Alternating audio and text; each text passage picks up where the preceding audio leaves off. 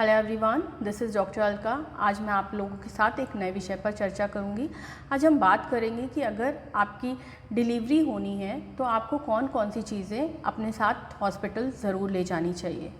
अगर आपकी expected delivery date पास आ गई है, लगभग 15 दिन बचे हैं, तो आपको अपना बैग पैक कर लेना चाहिए और कुछ चीज़ों को अपने बैग में ज़रूर रखना चाहिए।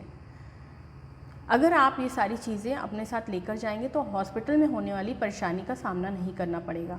सबसे पहले तो आप अपनी जो आपकी ट्रीटमेंट की फ़ाइल है, जो डॉक्टर का प्रिस्क्रिप्शन है, जो टेस्ट की स्लिप्स हैं, वो आप सभी चीज़ें आप अपने बैग में ज़रूर रख लें।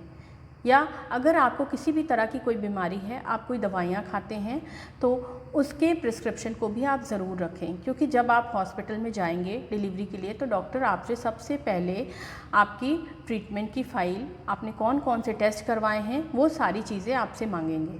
तो ये फ़ाइल आपके पास ज़रूर होनी चाहिए।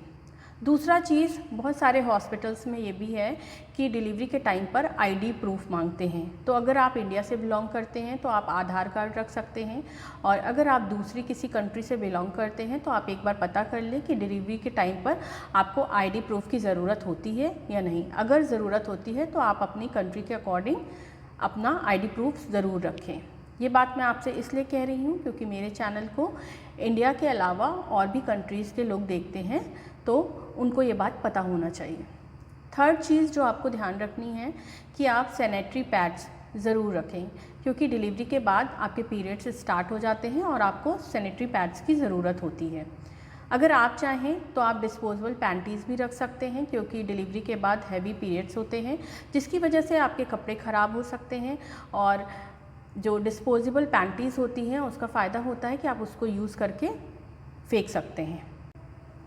आप कुछ चीज़ें जो आपको डिलीवरी के टाइम पर आपको अपने साथ हॉस्पिटल ज़रूर ले जानी चाहिए, उसमें आप अपने लिए लूज़ कपड़े, मतलब कुछ ढीले कपड़े रखें, और कोशिश करें कपड़े ऐसे हों जो फ्रंट ओपन हो, मतलब आगे से उसमें ज़िप हो या बटन हो, क्योंकि डिलीवरी के बाद आपको बच्चे को फीड करवाना होता है।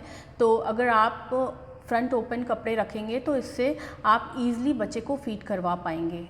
इसके साथ साथ अगर आपका घर बहुत ज़्यादा दूर है और आपके अटेंडेंट बार बार घर नहीं जा सकते हैं, तो आप जब आपकी छुट्टी हॉस्पिटल से होगी तो आपको घर पहन के जाने के लिए आप कोशिश करें कि वो कपड़े भी आप रख लें। आप पहले से डिसाइड कर लें कि कौन से कपड़े पहनकर आपको वापस घर जाना है। इसके साथ साथ आप अपने हेयर को टाई करने के लिए एटलीस्ट 3-4 रबर बैंड ज़रूर रखें, और आप टूथब्रश, टूथपेस्ट आप अपने साथ ज़रूर लेकर जाएं, हैंड वॉश लेकर जाएं। और डिलीवरी के टाइम, चाहे वो नॉर्मल डिलीवरी हो या सिजेरियन डिलीवरी हो, होठ बहुत ज़्यादा ड्राई होते हैं तो आप एक लिप बाम ज़रूर अपने साथ रखें। आप अपने साथ अपने अंडरगारमेंट्स ज़रूर लेके जाएं। तो ये तो बात हो गई कि आप अपने लिए कौन कौन सी चीज़ें हॉस्पिटल साथ में लेकर जाएंगे। अब हम बच्चे की बात करते हैं कि डिलीवरी के बाद बच्चे को भी कुछ चीज़ों की ज़रूरत होती है, तो आप अपने बैग में बच्चे के लिए भी सामान पैक कर लें। तो सबसे पहले हम कपड़ों की बात करते हैं। कम से कम 3 से 4 सेट कपड़े आप ज़रूर रख लें, और अगर आप नए कपड़े बच्चे को पहनाना है तो आप उसको पहले से ही लेके वॉश करके अच्छे से क्लीन करके उसको बैग में पैक कर लें। अगर आप पुराने कपड़े बच्चे को पहनाना चाह रहे हैं तो उसको भी आप क्लीन करके अपने बैग में पैक कर लें। कम से कम 3 से 4 कपड़े आपको ज़रूर रखने हैं। इसके साथ साथ बच्चे के लिए एक अच्छी कंपनी का डायपर आप रख सकते हैं, क्योंकि डिलीवरी के बाद जब बच्चा पैदा होता है तो उसके बाद वो मेक्योनियम पास करता है और कई बार पॉटी करता है, तो आप चाहें तो डायपर रख सकते हैं। इसके साथ साथ आप बच्चे के लिए कोशिश करें कॉटन की नैपीज़, कम से कम 8-10 नैपीज़ आप ज़रूर रख लें। बहुत सारी मदर्स में आफ्टर डिलीवरी वो बच्चे को फीड नहीं करा पाती हैं या सफिशेंट मिल्क नहीं होता है उनमें, उस कंडीशन में बच्चे को आर्टिफिशियल फीड कराने की ज़रूरत पड़ती है। तो इसके लिए आपके पास एक कटोरी चम्मच ज़रूर होना चाहिए। एक आप नॉर्मल साइज़ का चम्मच अपने साथ ज़रूर पैक करें। इसके साथ साथ बच्चे को फीड कराने के लिए एक छोटा साइज़ का स्पून आप ज़रूर रखें, जिससे आप बच्चे को आराम से आर्टिफिशियल फीड की अगर ज़रूरत है तो आप उसको करा सकें और आपको हॉस्पिटल में परेशानी का सामना भी नहीं करना पड़ेगा।